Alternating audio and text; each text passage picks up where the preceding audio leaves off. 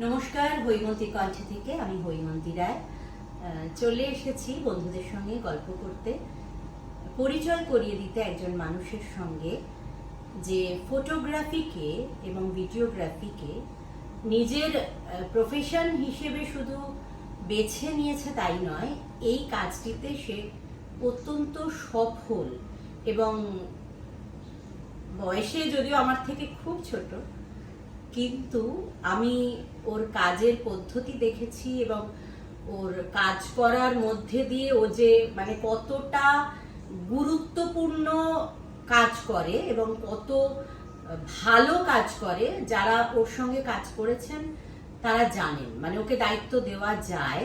তো আমার সঙ্গে রয়েছে অন্তহীন আকাশের সুমতি। নমস্কার। আজকে আমি সুমতির সঙ্গে সত্যি বলছি একদম খোলামেলা একটা আড্ডায় বসেছি এবং বলি বন্ধুদের যে জায়গাটি হচ্ছে মন্দারমণির একটি রিসর্টে একটি রুমে আমরা বসে গল্প করছি এবং আমরা কিন্তু বেড়াতে আসিনি। যেমন বললাম যে সুমতি খুব ব্যস্ত মানুষ, ও সত্যি মানে আমার সঙ্গে ঘুরে বেড়াবে এরকম সময় ওর নেই, আমার থাকতে পারে তো এসেছি আমরা একটি কাজে, ঘোরাটাও কাজের মাধ্যমেই আর কি। হ্যাঁ, আমরা একটা কাজে এসেছি যেখানে একটা ফটোশুটের ব্যাপার আছে এবং এখন যার হাতে ক্যামেরাটি, যিনি ভিডিও শুট করছেন সৌরভ, তিনিও আমাদের সঙ্গে এসেছেন। বেসিক্যালি ভিডিওগ্রাফির কাজটা ও দেখছি অনেকটাই ও করে। তো আমরা আমাদের তিনজনে মিলে একটা কাজে এসেছি। তো আমার মনে হলো যে এখন যেহেতু আমরা বিশ্রাম নিচ্ছি, তো মানে ওই আর কি ঢেকি স্বর্গে গেলেও ধান ভাঙে, তো এই সুযোগে একটুখানি কাজ সেরে ফেলি।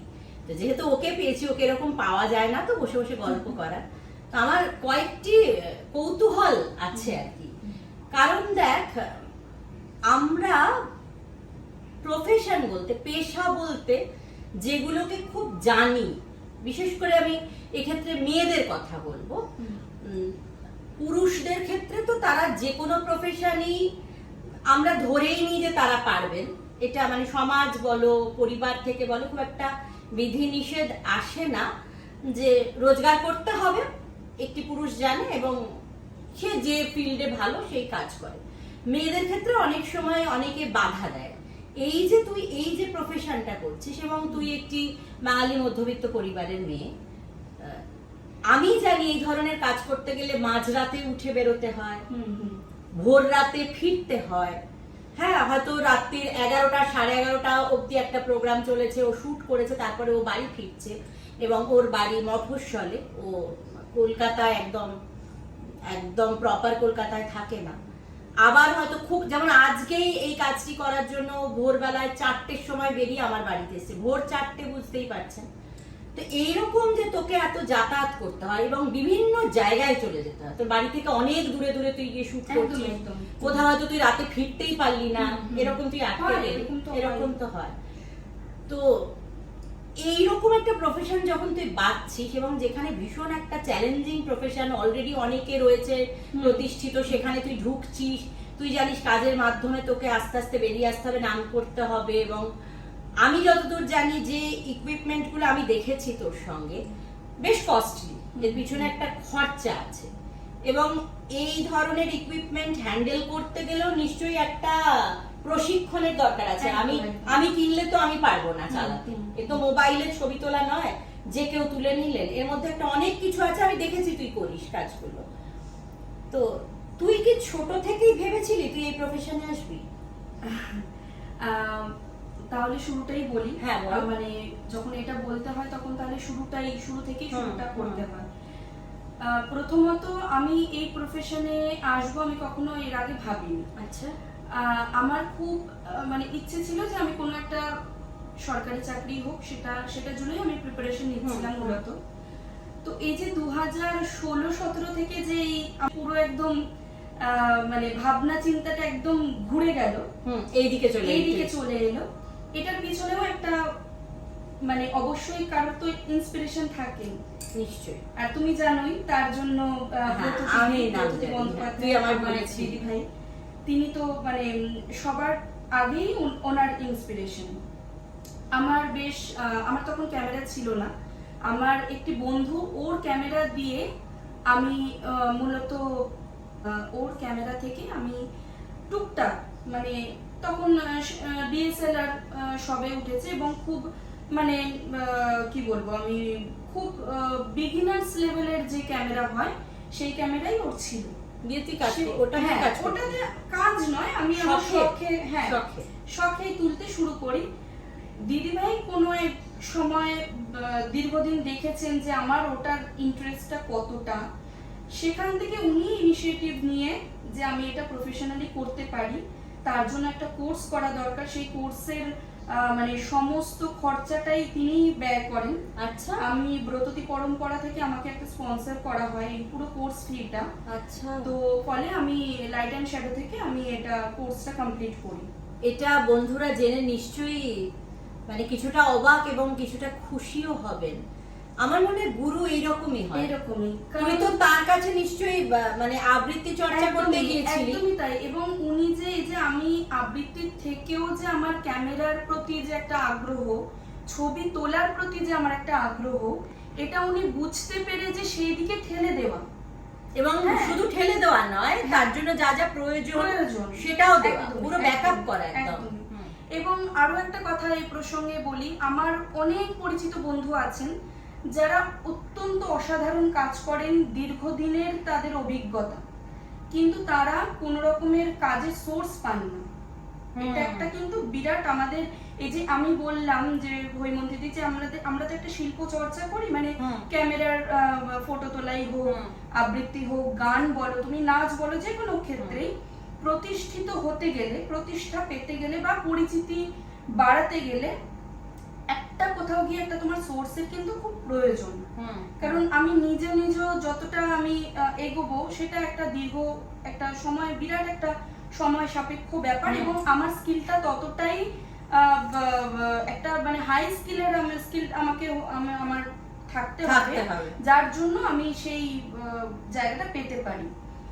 তো আমার এই যে আমি বলবো যে খুব তাড়াতাড়ি আমার কাজ, আমি জানি না কতজন কি কতটা ভালোবাসেন, কিন্তু আমার যে একটা জায়গা তৈরি করার, এটা তো আমার পরিশ্রম একটা ছিলই, এটা আমি কখনোই বলবো না যে আমি করি এমনি হয়েছে, কিন্তু তার পেছনেও যার হাত, তিনি আবারও বলবো ওই ব্রততী বন্দ্যোপাধ্যায়। আচ্ছা, মানে উনি কন্টাক্টস অনেক দিয়েছেন একদম, এবং শুরুটা ওখান থেকে। তারপর হয়তো আমি বিভিন্ন ক্ষেত্রে বিভিন্ন জায়গায় গেছি, কাজ করেছি, কাজের মান ভালো লেগেছে বলে তার থেকে আরো কাজ পেয়েছি। এটা তো হয়, এটা মানে আমি বলছি, আমি তোর সঙ্গে যোগাযোগ করেছি কিন্তু কারোর রেফারেন্সে নয়, আমি তোর কাজ দেখেছি। একদমই, আমি একটা জায়গায় আমি মানে নৃত্যশিল্পী হিসেবে সেখানে গিয়েছিলাম, আমি নাচ করতে গিয়েছিলাম, তুই সেখানে গিয়েছিলি অ্যাজ এ ফটোগ্রাফার। তখন আমি তোকে চিনতাম না, কেউ কাউকে চিনতাম না, কিন্তু তারপরে যখন আমাদের ছবিগুলো এলো, অন্তহীন আকাশ তুলেছে বলা হলো,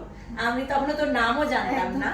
আমার মনে ছিল একটা বাচ্চা করে মেয়ে ছবিটা তুলেছে, এবং আমি সত্যি বলছি আমি মুগ্ধ হয়েছিলাম, কারণ নাচের স্টিল ফটো তোলা মানে যখন সেটা একটা মুভমেন্টের মধ্যে দিয়ে যাচ্ছে, সেখানে কোনো পজ নেওয়ার কোনো সুযোগ নেই, একটা পারফরমেন্স হচ্ছে একটার পর একটা, আর ও এত সুন্দর, মানে শুধু আমার একার নয়, প্রত্যেকটি নৃত্যশিল্পীর নাচের এত ভালো ছবি ও তুলেছিল, আমার খুব ভালো লেগেছিল। তখনই আমার মনে হয়েছিল যে ওর সঙ্গে আমি যোগাযোগ করব, এবং আমি তারপরেই তোর সঙ্গে যোগাযোগ করি।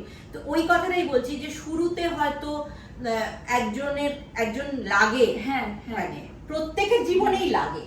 আমার জীবনেও এরকমই ঘটনা ঘটেছে যে আমি জানতাম না আমি কিছু করতে পারি, আমি জানতাম আমি খুব ভালো রান্না করতে পারি, আমি খুব ভালো সংসার করতে পারি, আর আমি এটা জানতাম যে আমি পড়াতে পারি, কারণ আমি মানে পেশাগত দিক থেকে আমি প্রথম আমার পেশার শুরুটাই হচ্ছে স্কুলে চাকরি, আমি শিক্ষকতা করতাম। তারপরে যখন আমার স্কুলে শিক্ষকতা করতে অসুবিধা হচ্ছে, আমার ছাড়তে হচ্ছে, তখন আমি যে প্রাইভেট টিউশন, ঘরে বসে পড়ানো, ছাত্র পড়ানো, সেই কাজটি শুরু করি।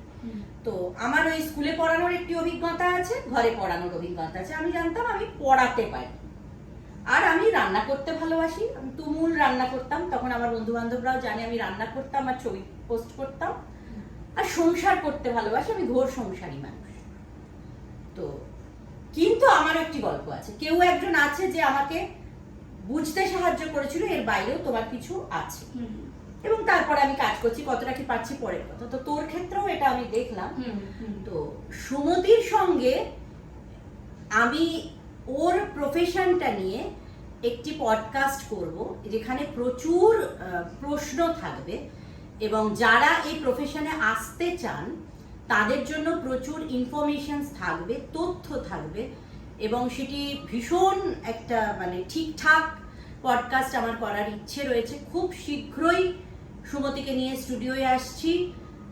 বিষয় বলেই দিলাম যে একটি আলোচনা থাকবে যেখানে একটি জীবিকার সন্ধানও থাকবে, কিভাবে নিজের পায়ে দাঁড়ানো যায় এবং প্রতিষ্ঠিত হওয়া যায়।